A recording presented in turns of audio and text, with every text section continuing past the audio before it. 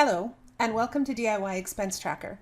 This video is specifically for people that are acting as a trustee. It will show you the basics of the program in order to record both income and expenses for the person you are the trustee for. Let's get started. Let's go into the Settings tab. The first thing you have to do is set up the appropriate bank accounts for the person that you are administering the money. So if you go to this tab right here that says Accounts, you'll have a default number of accounts that are in here. So there's bank account and cash, income. I just want you to ignore this one for now, an investment account and a miscellaneous. So what you want to do is go into, let's say, the bank account, and if you like, you could change the name to whatever bank that you're doing. As well, you can add an account. So if you had a second bank account, you could say bank account number 2 and save, and it would show you the appropriate bank accounts.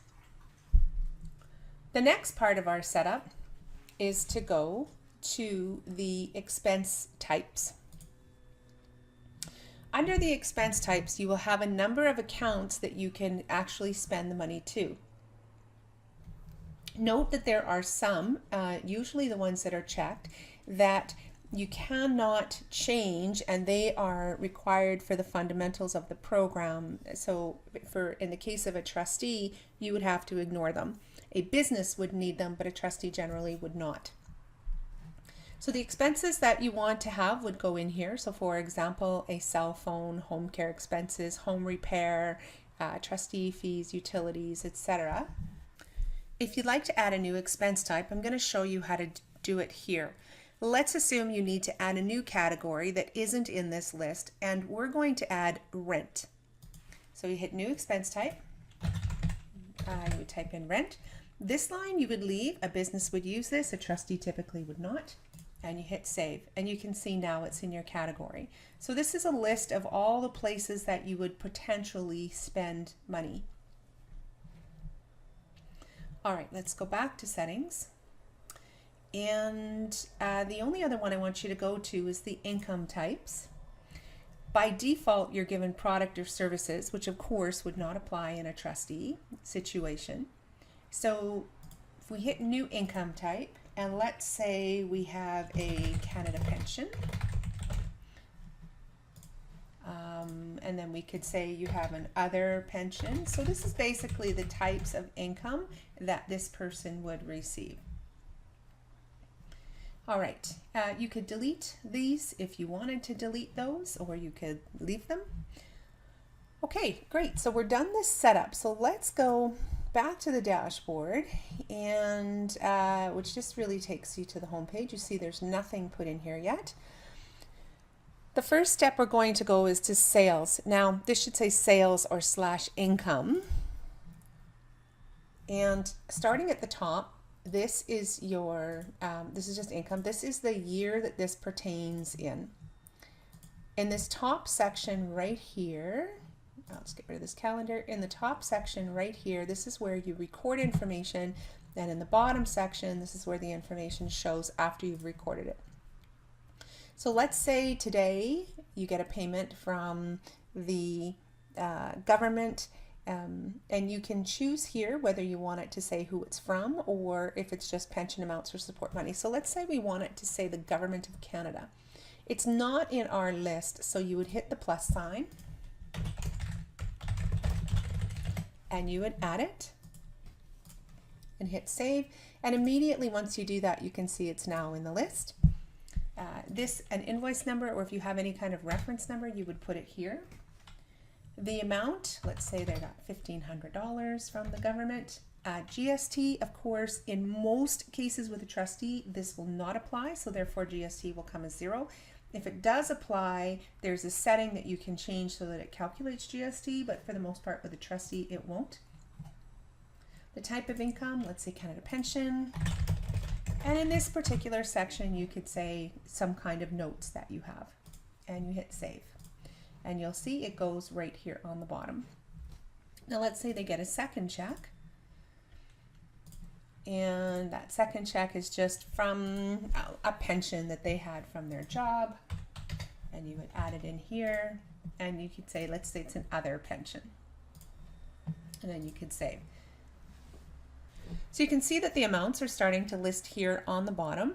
Here's your date, your information, and this number over here is a note. So when it's blue, there's no note, but when there is something, and when it is a different color, this orangish color, there will be notes underneath. Okay, now let's look at expenses. So assuming you're paying the bill, we're going to click on the expenses, and this is done in the exact same way. The only difference is right at the top, we have a bank account 2, and you would choose the one that you're spending from. So let's say it's this bank account, and August 30th, and let's pay the landlord. And again, you can add the name of the landlord if you wish. We're just going to use landlord. And the rent, let's say, is $700. We'll click right over to here, and let's go to rent. And again, same thing, you can type in notes and save. Let's put in another entry, and let's say we have to pay home care now. Now you see, and I know home care is free, but maybe you're paying for private home care, but you see they're not in the list. Again, let's just call it home care, you add it, and now you can see it is in the list. So if you have an invoice number from home care, from a private home care, you should have an invoice number of some kind, $150. And what would it be? We can start typing, or we can look at it alphabetically, and if you save. And now you can see how the expenses are starting to list on the bottom. All right, let's keep paying, and we're going to pay a utility bill to someone, and maybe, there we go. And again, you can start typing, or you can scroll down until you see the one that you want. We'll pay the gas bill. And I'm going to pay one more utility bill vendor before I show you where you get the reports. Let's go there and save. So you can see it just continues to add on the bottom. Let's say you made a mistake on this one. It's $300. If you just simply click on it, it brings up all the information that you can change. And let's make this $200 instead. All right. So in addition to this spending, you might have another bank account, and let's just say you're spending from an investment account, and out of that investment account they charge you interest. So we're just going to say bank interest. Let's just say, I don't know, whichever bank you would happen to be, and they charge you $15 per month for interest. Okay, so now you see interest is not in here. See, there's inventory, so there's no interest. So unfortunately, there's no way to add it from this screen. So what we'd have to do is to go back to the settings, go back to the expense types, and add a new expense type, and save, and then go back to the expenses again, and then we would have to add it again. Now the information that you typed in before is still there, and I'll go down to interest, and now it is there. So you'll see that it just generally goes on the bottom, and this particular screen is all done by the bank account. So if you just simply, oops, wrong one, sorry, if you change to this bank account, you'll see it lists all the expenses there. That's pretty much it for using the program and putting everything into this particular screen. Now let's look at the reports that you can run. You have a number of expense reports right here. So if you were to run an expense report or an income report, you would just simply click on here. Let's look at the expense reports, and we're going to run it from August 1st to August 31st. It will open up a new screen for you. Let me just move this in. And this, I'm just going to make this bigger. And this is your expense report. Now what this report does not do is it does not show you the income at this time. One of the enhancements we have coming in very quickly is that this report will show you the income and all of the expenses that are coming out. So stay tuned for that. So if you wanted to know the income, you would have to run a separate report, which would be this one. Again, the same report. Let me move this into the screen for you. and here's the income. So you'd have to actually merge the two together in order to get an accurate report if you're using these reports only. There's another report here called a profit and loss report. We're going to change it to the 2017 year. And I'll just move this into the screen for you. And I'm going to make it a little bit bigger.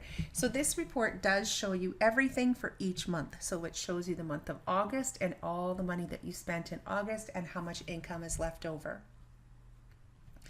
Each month will list on here for the entire year. So it will give you 1 year at a time of the information that you are looking for. Okay, so that's pretty much it. When you go back to the dashboard, you can see that in this particular year, it will show all the income and all the expenses and any income that's after it, which in a trustee's case is not really the most important information, but it certainly does tell you the ongoing record of how much money you should have left over. So that's the way to use the DIY expense tracker. Fairly simple and easy for a trustee to use. If you have any questions, please be sure to give us a call or put in a support ticket, and you can do that by clicking on this support button right here, and it will take you to our support page where you can contact us or give us a call. Thanks so much, and good luck.